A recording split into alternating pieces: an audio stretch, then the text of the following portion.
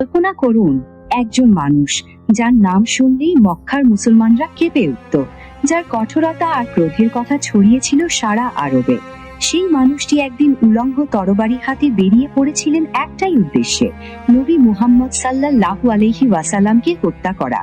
কিন্তু সেই একই মানুষ কিছুক্ষণ পরেই কালেমা পড়ে ইসলাম গ্রহণ করেন এবং হয়ে ওঠেন ইসলামের ইতিহাসের অন্যতম শক্তিশালী স্তম্ভ। তিনি উমর ইবনুল খাত্তাব রাদিয়াল্লাহু আনহু। আজকের ভিডিওতে আমরা জানব কিভাবে ঘৃণা আর ক্রোধ থেকে ভালোবাসা আর ঈমানে রূপান্তরিত হয়েছিল এই মহান সাহাবীর হৃদয়। চলুন শুরু করি। ইসলাম গ্রহণের আগে উমর রাদিয়াল্লাহু আনহুর পরিচয় ছিল ভিন্ন। আরব সমাজে তিনি পরিচিত ছিলেন তার কঠোর মেজাজ, রূঢ় স্বভাব আর অসীম বীরত্বের জন্য। মুসলমানদের উপর অত্যাচার নিপীড়নে তার হাত ছিল সবচেয়ে ভারী। কিন্তু ইতিহাসবিদরা বলেন তার ভেতরে একটা লুকানো দ্বন্দ্ব চলছিল। একদিকে পূর্বপুরুষদের রীতিনীতি আর অভ্যাসের প্রতি প্রবল টান, অন্যদিকে মুসলমানদের ঈমান আর ধৈর্য দেখে তার মনে জাগতো এক অদ্ভুত মুগ্ধতা। কখনো কখনো তার মনে হতো মুহাম্মদ সাল্লাল্লাহু আলাইহি ওয়াসাল্লামের দেখানো পথটাই হয়তো সত্যিকারের সঠিক পথ, কিন্তু পরক্ষণে সেই চিন্তা তিনি ছেড়ে ফেলতেন। এভাবেই তার অন্তরে চলছিল এক নীরব যুদ্ধ। আর এই দ্বন্দ্বের বীজ বপন হয়েছিল আরো আগে, যেদিন তিনি রাতের অন্ধকারে কাবা ঘরের পাশে দাঁড়িয়ে নবীজিকে সূরা হাক্কা তিলাওয়াত করতে শুনেছিলেন। কুরআনের ভাষা, সুর আর গাম্ভীর্য তাকে এতটাই স্তব্ধ করেছিল যে নিজের মনেই তিনি ভেবেছিলেন এটা কি সত্যি আল্লাহর বাণী। সেই মুহূর্তেই তার নিজের ভাষায় ইসলাম আমার অন্তরে জায়গা করে নিয়েছিল, যদিও তখনও তিনি তা মেনে নিতে প্রস্তুত ছিলেন না। দিন যতই যাচ্ছিল, উমর রাদিয়াল্লাহু আনহুর ভেতরের ক্রোধ ততই বাড়ছিল। একদিন তিনি সিদ্ধান্ত নিলেন এই ফিতনার মূলোৎপাটন করতে হবে। তিনি তরবারি হাতে বেরিয়ে পড়লেন নবী মুহাম্মদ সাল্লাল্লাহু আলাইহি ওয়াসাল্লামকে হত্যা করার উদ্দেশ্যে। পথে মধ্যে তার সাথে দেখা হলো এক ব্যক্তির। সেই ব্যক্তি জিজ্ঞেস করলো, কোথায় চলেছ হে ওমর? উমর জবাব দিলেন, মুহাম্মদকে হত্যা করতে যাচ্ছি। লোকটি বলল, তাকে হত্যা করে বনি হাশিম আর বনি জুহরার হাত থেকে কিভাবে বাঁচবে? উমর রেগে গিয়ে বললেন, মনে হচ্ছে তুমিও ধর্মত্যাগী হয়ে গেছো। তখন লোকটি এক বিস্ফোরক তথ্য দিল, উমর, তোমার নিজের বোন আর ভগ্নিপতিও তো মুসলমান হয়ে গেছে। এই কথা শোনা মাত্র উমরের ক্রোধ যেন আগুনে ঘি ঢালার মতো জ্বলে উঠল। তিনি তরবারি হাতে সোজা রওনা দিলেন নিজের বোনের বাড়ির দিকে। উমরের বোন ফাতিমা আর ভগ্নিপতি সাইদের ঘরে তখন সাহাবী খাব্বাব ইবনুল আরাদ রাদিয়াল্লাহু আনহু তাদেরকে সূরা তহা শেখাচ্ছিলেন। উমরের পদশব্দ শুনে খাব্বাব তরবিহারে লুকিয়ে পড়লেন আর ফাতিমা কোরআনের পাতাটি লুকিয়ে ফেললেন। কিন্তু উমর দরজার কাছে গিয়েই কারো কণ্ঠস্বর শুনতে পেলেন। তিনি জিজ্ঞেস করলেন, কি পড়ছিলে তোমরা? বোন জবাব দিলেন, কিছু না, আমরা শুধু কথা বলছিলাম। উমর বললেন, তোমরাও কি তবে ধর্মত্যাগী হয়ে গেছো? এই মুহূর্তে ভগ্নিপতি সাইদ সাহস করে বললেন, উমর, বলতো, যদি সত্যটা আমাদের ধর্মের বাইরে অন্য কোথাও থাকে তাহলে কি করবে? এই কথায় উমরের ক্রোধ চরমে পৌঁছালো। তিনি ভগ্নিপতির উপর নির্মমভাবে ঝাঁপিয়ে পড়লেন।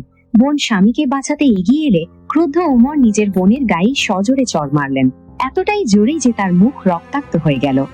সেই মুহূর্তেই কিছু একটা ঘটল। বোনের রক্তাক্ত মুখ দেখে ভেতরে ভেতরে কেঁপে উঠলেন উমর।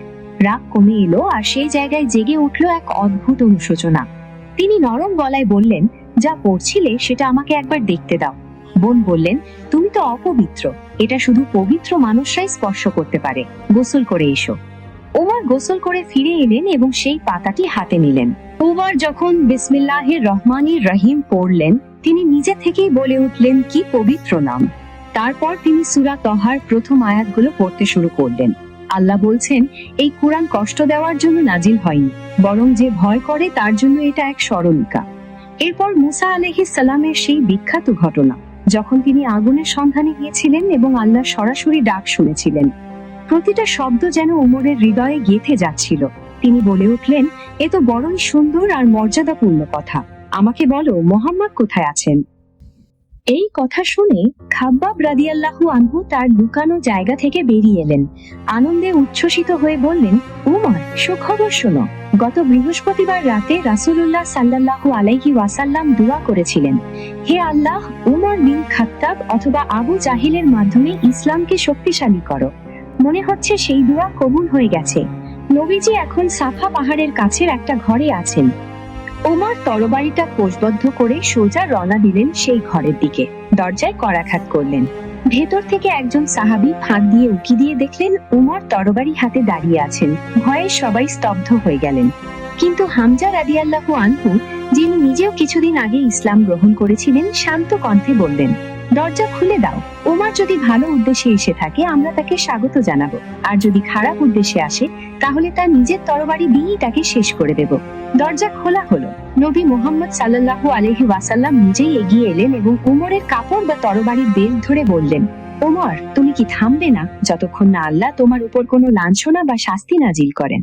সেই মুহূর্তে উমরের ভেতরে শেষ প্রতিরোধটুকুও ভেঙে পড়ল। তিনি বলে উঠলেন, হে আল্লাহর রাসূল, আমি সাক্ষ্য দিচ্ছি যে আল্লাহ ছাড়া কোনো সত্যিকারের উপাস্য নেই আর মুহাম্মদ আল্লাহর রাসূল। উমর রাদিয়াল্লাহু আনহুর ইসলাম গ্রহণের প্রভাব ছিল বিশাল। তার আগে হামজা রাদিয়াল্লাহু আনহুও মাত্র কিছুদিন আগে ইসলাম গ্রহণ করেছিলেন। এই দুই শক্তিশালী ও সম্মানিত ব্যক্তির ইসলাম গ্রহণের ফলে মক্কার মুশরিকদের অত্যাচারের মাত্রা কমে আসতে শুরু করল।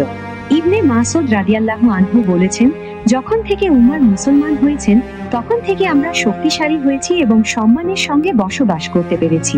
এতদিন যেসব মুসলমান লুকিয়ে নামাজ পড়তেন তারা এখন প্রকাশ্যে কাবা ঘরের পাশে বসে দলবদ্ধভাবে ইবাদত করতে শুরু করলেন। ইসলামের নাওয়াত আর গোপন থাকলো না, তা এখন প্রকাশ্য।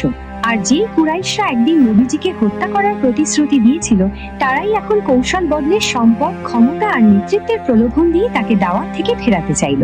কিন্তু তারা জানতো না দাওয়াতের সামনে দুনিয়ার সমস্ত প্রলোভন খড়কুটোর মতোই তুচ্ছ।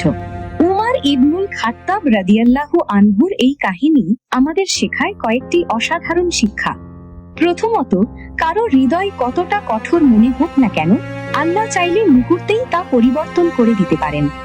দ্বিতীয়ত, নবীজির একটা দোয়া, হে আল্লাহ, উমর অথবা আবু জাহেলের মাধ্যমে ইসলামকে শক্তিশালী করো, কিভাবে ইতিহাসের গতিপথ বদলে দিয়েছিল। তৃতীয়ত, কোরআনের বাণী শোনার সেই মুহূর্তটাই ছিল আসল টার্নিং পয়েন্ট। এটা আমাদের মনে করিয়ে দেয় কোরআন শুধু পড়ার বই নয়, এটা হৃদয় বদলে দেওয়ার শক্তি রাখে। আপনার কি মনে হয়, উমর রাদিয়াল্লাহু আনহুর এই কাহিনীর কোন অংশটা আপনাকে সবচেয়ে বেশি স্পর্শ করেছে? কমেন্টে জানান। ভিডিওটি ভালো লাগলে লাইক করুন, চ্যানেলটি সাবস্ক্রাইব করুন আর নোটিফিকেশন বেল অন করে রাখুন, যাতে সাহাবীদের এমন আরো অনুপ্রেরণামূলক কাহিনী আপনার কাছে পৌঁছে যায়। আসসালামু আলাইকুম ওয়া রাহমাতুল্লাহ।